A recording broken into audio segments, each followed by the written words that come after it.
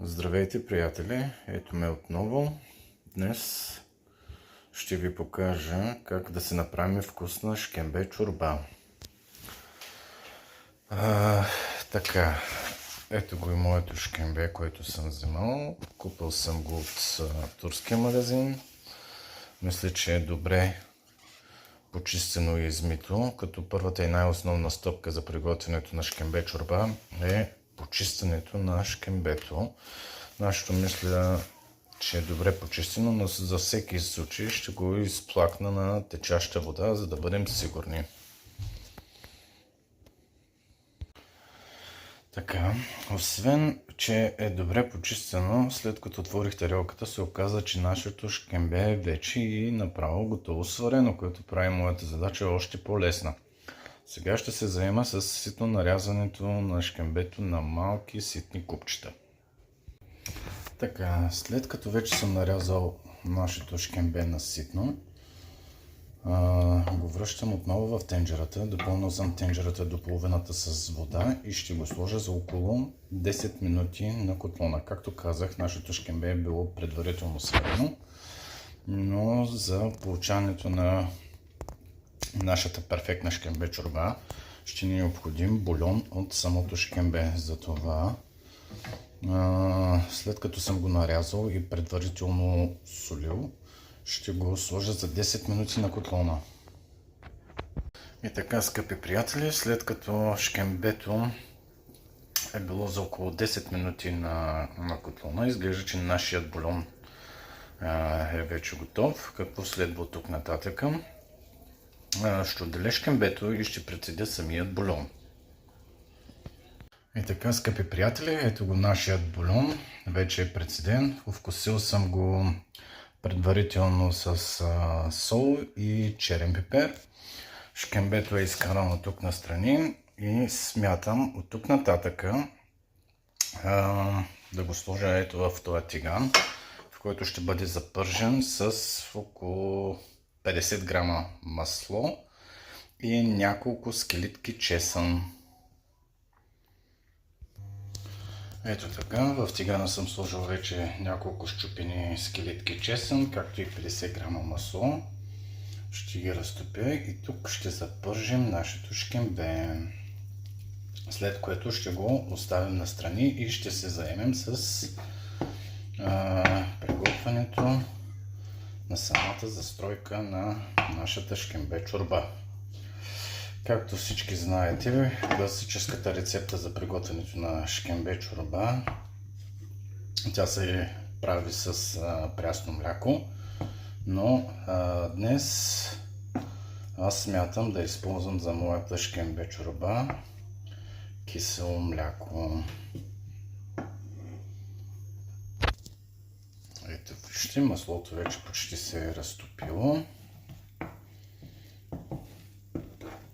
И след малко към него ще добавим и нашето шкембе.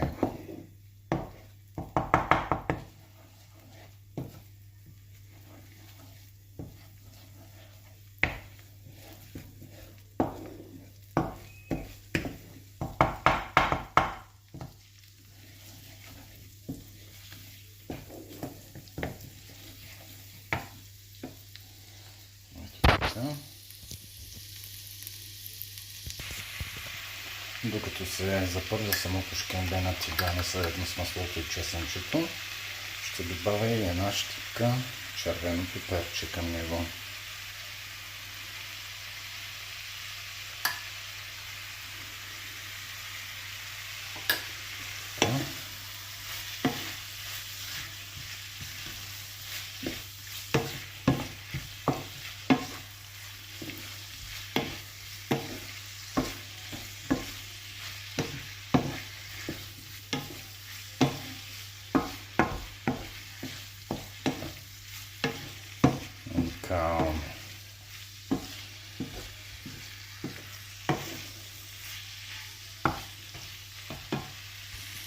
Какво ще ни е необходимо за приготвянето на нашата застройка? Ще ни трябват 2 яйца, около 4-5 супени лъжици брашно, една кофичка кисело мляко.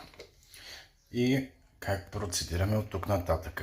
Тук в отделен съд ще разбия 2 яйца заедно с нашата кофичка кисело мляко. Ето така, яйцата вече са разбити. Използваме целия набор телка, за да не се получи по-добре. Отново ще добавя киселото мляко.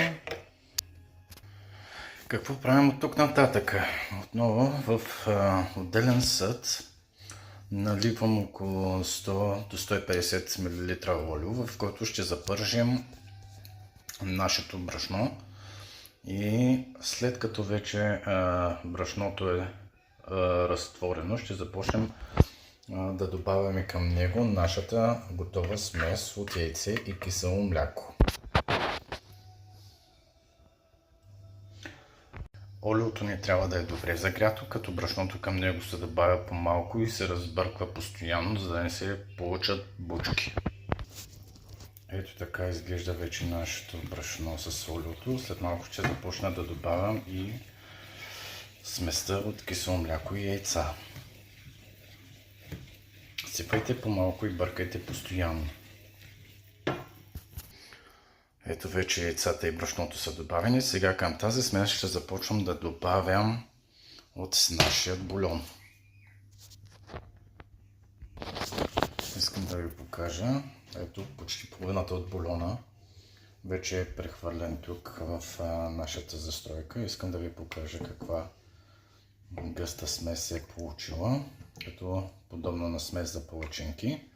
След малко ще върна останалата част от бульона в тенджерата и ще добавя нашата застройка към него.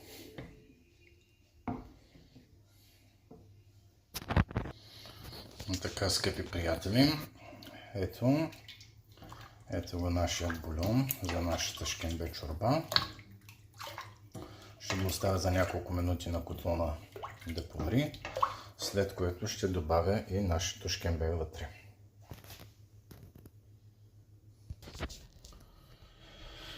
Ето така, скъпи приятели, изглежда нашата шкембе чорба. Може да се вкусите и да се хапнете с лют червен пипер и изчукан чесън с оцет. Да ви е сладко!